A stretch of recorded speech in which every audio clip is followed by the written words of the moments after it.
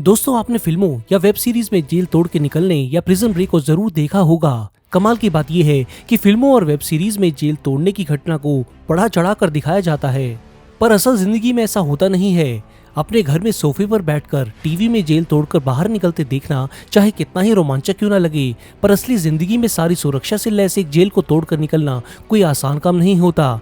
लेकिन हमारी इस दुनिया में शातिर दिमाग वाले लोगों की कमी नहीं, जो मुश्किल से मुश्किल जेल को भी तोड़कर बाहर निकलने का रास्ता बना ही लेते हैं। और आज मैं आपको ऐसे ही कुछ प्रिजन ब्रेक या फिर जेल तोड़ने की घटनाओं के बारे में बताने वाला हूँ, जिनको सुनकर आप हैरान रह जाएंगे। आप सभी ने अल्काट्राज जेल का नाम तो सुना ही होगा। ये दुनिया का एक सबसे मशहूर जेल है। इस जेल की खासियत भी मैं आपको बताऊंगा, लेकिन इससे पहले बता दूं कि इस बेहद सुरक्षित जेल से भी लोगों ने भागने की कई बार कोशिशें करी, लेकिन कोई भी इतना फेमस नहीं हुआ जितना जून 1962 में हुई एक घटना ने इसको मशहूर बनाया। अब जिनको नहीं पता कि अल्काट्राज जेल इतनी मशहूर क्यों है, तो मैं आपको बता दूं कि इस जेल को 1934 में बनाया गया था और 1963 में इसे हमेशा के लिए बंद कर दिया गया।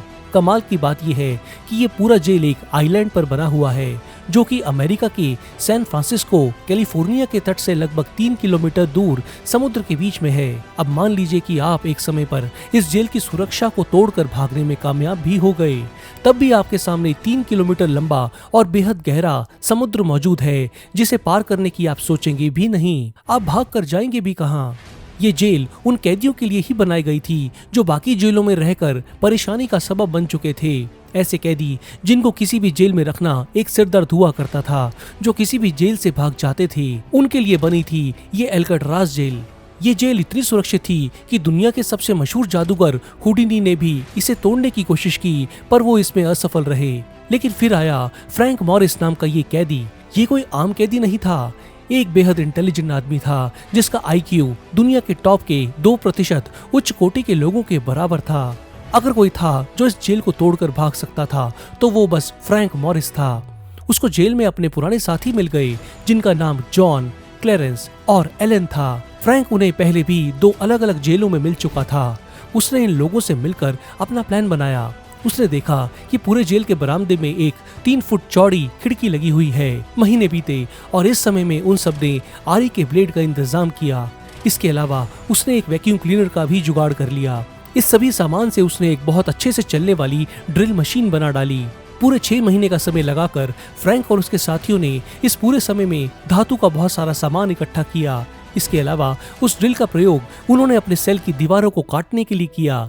अब इस काम में सबसे बड़ी दिक्कत थी ड्रिल से आने वाली आवाज की, लेकिन फ्रैंक काफी शातिर था। वो इसका इंतजाम पहले ही कर चुका था। उस जेल में हर शाम कैदियों के मनोरंजन के लिए बड़े बड़े स्पीकर्स म्यूजिक बजाते थे। उसने उसी का फायदा उठाया और बस हर रोज वो अपने काम इसी आवाज के शोर में करता। काम करने के बाद वो उस जगह को अपने किसी कपड़े से ढक देता। इसके अलावा वो एक और काम भी कर रहा था। वो अलग अलग चेहरे भी बना रहा था। मतलब जो भी अखबार उसे पढ़ने के लिए दिया जाता, वो उसे वापस देने या फेंकने के बजाय इस काम में शामिल करता।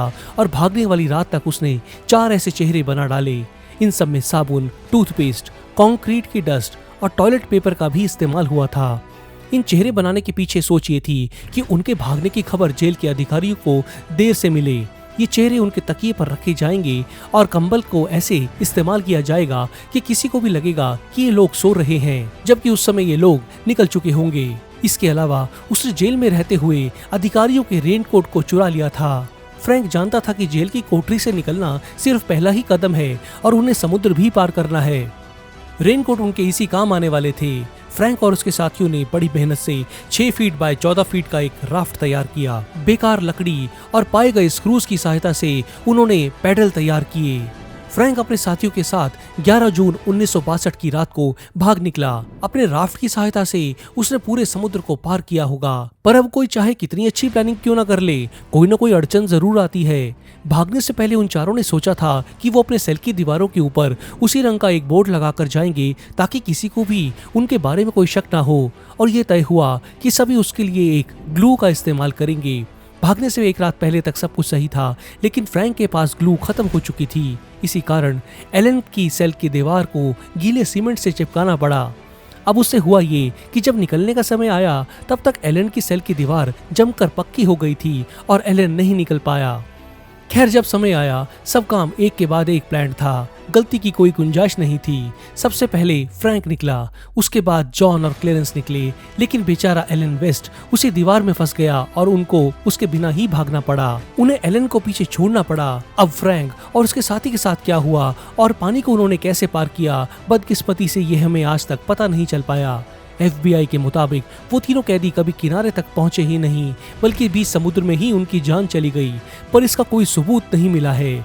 आज भी ये केस बंद नहीं हुआ है। फ्रैंक मॉरिस, जॉन और क्लेरेंस आज भी वांटेड लिस्ट में हैं। ये माना जाता है कि वो तीनों जिंदा हैं और ब्राजील में कहीं अपनी जिंदगी काट रहे हैं। इन तीनों के नाम के वारंट आज भी निकले हुए हैं, जो 2030 में एक्सपायर होंगे, जब वो तीनों 100 साल के हो चुके होंगे। दोस्तों, इन तीनों लोगों को अलग अलग समय पर अनेकों लोगों ने देखा है। ये लोग जैसे एक लेजेंड बन चुके हैं, पर लोग ये मानते हैं कि अगर कोई था जो एल्काट्राज जैसे जेल को तोड़ सकता था, तो वो था सिर्फ फ्रैंक मॉरिस। आपको क्या लगता है कि क्या उसने ये काम कर लिया होगा? मुझे कमेंट्स में जरूर बताएं। अब बात करते हैं अगली घटना की। इसके बारे में जानने के बाद आप सच में हैरान हो जाएंगे। मैं यहाँ बात कर रहा हूँ जापान के योशी शिरातोरी की। इस आदमी के बारे में भी यही कहा जाता है कि इसे कोई जेल संभाल कर नहीं रख सकती। कैद में रहने से इस आदमी को बेहद नफरत थी। एक समय ऐसा भी आया कि लोग इसे जादूगर समझने लगे थे। उस समय जापान की जेलों को तोड़ना आसान काम हुआ करता था, लेकिन धीरे धीरे इनकी सुरक्षा को बढ़ाया गया और अब उसके भागने की चांसेस बहुत कम हो चुके थे। लेकिन उसके बाद भी ये माना गया कि योशी को कोई कैद करके जेल में नहीं रख सकता। योशी को हत्या और चोरी के जुर्म में गिरफ्तार किया गया था और गिरफ्तारी के बाद उसे आमोरी जेल में रखा गया। लेकिन सजा के 3 सालों बाद ही उसने अपने नहाने की बाल्टी पर लगी मेटल की तार से अपने सेल का ताला खोल डाला और वहां से फरार हो गया। इससे पहले उसने कई महीनों तक वहां के गार्ड्स की हरकतें समझी थी, पर योशी इसके कुछ ही दिनों बाद फिर से पकड़ लिया गया और इस बार अकीता जेल में उसे रखा गया। ये समझा गया कि वो वहां से कभी नहीं भाग पाएगा, लेकिन जो किसी ने नहीं सोचा था वो यहाँ हुआ। आप देख सकते हैं कि इस जेल की हॉल के ऊपर ऐसा एयर वेंट लगा हुआ था और वो हर रात इसकी कड़ियों पर चढ़कर किसी एक शीशे को निकालने की कोशिश करता। उसने एक शीशा चुन लिया जो बाकी सभी शीशों से ढीला हो चुका था। उस पर वो कई दिनों तक काम करता रहा। फिर एक दिन वो उसे हटाकर अपनी आजादी की ओर भाग निकला। 2 बार जेल तोड़ने के बाद भी योशी को फिर से गिरफ्तार कर लिया गया और इस बार उसे अबाशिरी जेल में रखा गया। जो दर्जा बाद में अल्काट्राज जेल को मिला, वही दर्जा अबाशिरी जेल का भी था। वो एक बेहद सुरक्षित जेल थी। इस जेल में भी सबसे बदनाम कैदियों को ही रखा जाता था। योशी के पहले कारनामों को देखकर उसके हाथ पैर में हथकड़ी लगाकर उसे रखा गया, लेकिन ये जेल भी योशी को भागने से नहीं रोक पाई। हर सुबह वो अपने सेल के दरवाजे पर उसे नाश्ते में मिलने वाला मिसो सूप गिरा दिया करता था। इस काम से उस दरवाजे का फ्रेम जंग खाकर धीरे धीरे थोड़ा कमजोर होता गया और फिर 25 अगस्त 1944 का दिन आया। उस दिन विश्व युद्ध की वजह से पूरे देश में ब्लैकआउट चल रहा था। योशी ने इसी अंधेरे का फायदा उठाते हुए अपने कंधों को अजीब तरीके से मोड़ते हुए अपने आप को पहले आजाद किया और फिर वो उस जेल से भी भाग निकला। इतना सब होने के बाद जापान की सरकार ने अपनी जेलों की सुरक्षा और बढ़ाने की सोची और योशी को दोबारा गिरफ्तार करके सपोरो जेल में रखा गया। जेल में उस पर नजर रखने के लिए 6 हथियारबंद गार्ड भी मौजूद थे जो 24 घंटे उस पर नजर रखा करते थे। लेकिन योशी को कोई जेल रोक नहीं सकती थी। वो यहाँ से भी भाग निकला। दरअसल यहाँ इस जेल के अधिकारियों ने 2 बड़ी गलतियां की। पहली, उन्होंने इसके सेल में इतना काम किया ये सोचकर कि वो वहाँ से ना भाग सके। उन्होंने छत पर तो बढ़िया बढ़िया और मोटे इंतजाम किए थे, लेकिन फर्श पर उन्होंने ध्यान ही नहीं दिया। दूसरा, उनको पूरा विश्वास था कि वहाँ से योशी निकल नहीं सकता, इसलिए उन्होंने उसको हथकड़ियां नहीं पहनाई। अब उसने फर्श को तोड़कर वहां से भाग निकलने की सोची और उसी फर्श को खोदकर योशी चौथी बार भी उस जेल से भाग निकला। योशी लंबी उम्र जिया। आज भी उसके किस्से जापान में मशहूर हैं।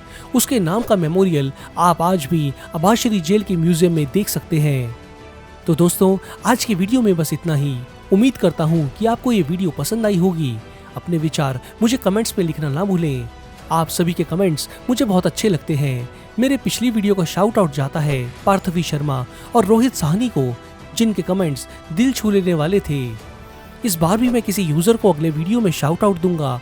बस आप अपने कमेंट में पिक मी लिख दें। नहीं किया है तो जल्दी से इस चैनल को सब्सक्राइब कर लें, बेल के निशान को भी दबा दें ताकि नई वीडियो की नोटिफिकेशन आपको तुरंत मिले।